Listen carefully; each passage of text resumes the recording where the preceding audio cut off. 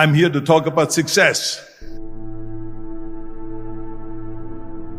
The first rule of success is to have a vision. You see, if you don't have a vision of where you go, and if you don't have a goal where you go, you drift around and you never end up anywhere. I mean, as you know, I was born in 1947 in Austria after the Second World War. So I was very fortunate that I stumbled onto my vision. And I didn't really like Austria when I grew up. I couldn't wait to get out of there. I couldn't see myself becoming a farmer or a worker in a factory or anything like that. Even though my parents wanted me to stay there and have a normal life. But that was their vision, not mine. My vision was totally different. I felt that I was born for something special, for something unique, for something big. Then one day I went to school. I remember I was 11 years old, and they showed a documentary about America. And there they showed in this documentary the huge skyscrapers, the high-rises, the huge bridges, the 6-lane freeways, and all of this stuff. And I said to myself, that's where I want to be. I don't want to be around here with these little farmhouses and these little buildings. I want to be in America. One day after school, I walked by a store in Graz. So I went inside and I looked around, and then I saw a magazine. I saw a bodybuilding magazine that had Reg Park on the cover. Reg Park was then a 3-time Mr. Universe. And I saw him on the big screen as Hercules. I read that and I said to myself, wow, this is the blueprint for my life. This is exactly what I want to do. I want to become a bodybuilding champion just like Reg Park. I want to get into movies just like Reg Park. And I want to make millions of dollars and be rich and famous just like Reg Park. Do you know how great it felt that I knew where I was going? Imagine the majority of people don't know where they're going. I knew where I was going, that I'm going to become this bodybuilding champion just like him. So it was just a question of how do you do it? I was so relieved, because when you have a goal, when you have a vision, everything becomes easy. So people always ask me, when they saw me in the gym in the pumping iron days, they say, why is it that you're working out so hard? 5 hours a day, 6 hours a day, and you have always a smile on your face. And I told people all the time, I said, because to me, I'm shooting for a goal. In front of me is the Mr. Universe title. So every rep that I do gets me closer to accomplishing that goal, to make this goal, this vision turn into reality. Every single set that I do, every repetition, every weight that I lift will get me a step closer to turn this goal into reality. So I couldn't wait to do another 500-pound squat. I couldn't wait to do another 500-pound bench press. I couldn't wait to do another 2,000 reps of sit-ups. I couldn't wait for the next exercise.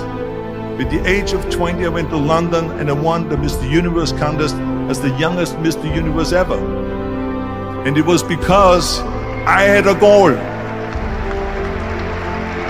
So let me tell you something, visualizing your goal and going after it makes it fun. You got to have a purpose no matter what you do in life. You got to have a purpose. 74% hate their job in America.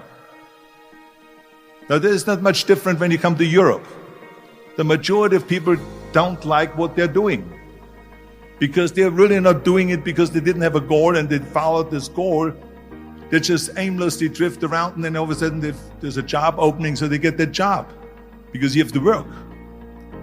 But then when you work, it's a chore. It's work. It's not fun. So if you think about, only a quarter of the people really enjoy what they're doing in life. That is unbelievable if you think about it. So I felt so blessed that I knew what I was doing.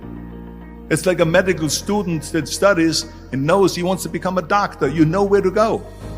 And the same thing is also in politics. I remember that in politics, I had a very clear vision that I will be the leader of California. This is as far as I could go because I was not born in America, so I could not run for president. So being the governor of the fifth largest state, I should say the largest state, the fifth largest economy in the world, was for me really the ultimate title, the ultimate accomplishment in politics. So even though people came up to me and says, why don't you go and run for something smaller, you're never gonna make it. I ran for governor, and then 2 months later I became governor of the state of California. Again, because I had a very clear vision what I'm gonna do with California. So that's rule number one, have a vision. Rule number two is, don't listen to the naysayers. Don't listen to the naysayers.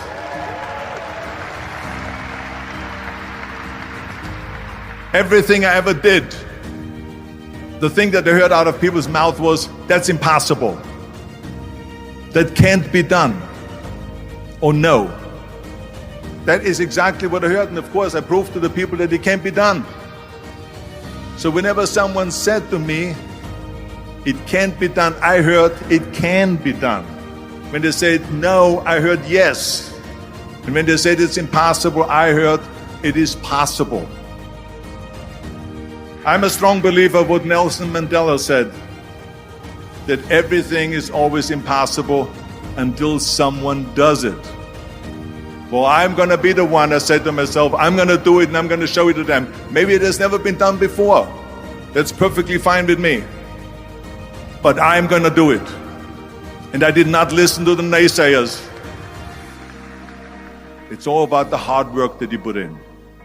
I said to myself, in bodybuilding I worked out 5-6 hours a day. I'm going to do the same thing now for acting. And of course I went to college to study English. I studied the accent removal, acting classes, and all of this stuff all day long. I worked and I worked and I worked. And within a short period of time I made one movie called Hercules in New York, which of course went right into the toilet. But it didn't discourage me. I still had the same vision. And then all of a sudden I did Streets of San Francisco. I did Stay Hungry and Pumping Iron and The Villain. And then all of a sudden I was asked by Dino De Laurentiis and by Universal Studio to star in Conan the Barbarian. And after I did Conan the Barbarian, the director at the press conference said to the press, the director was John Milius.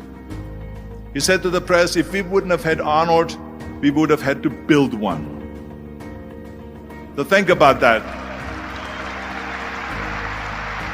The very body that they said can never be sold because the time is wrong.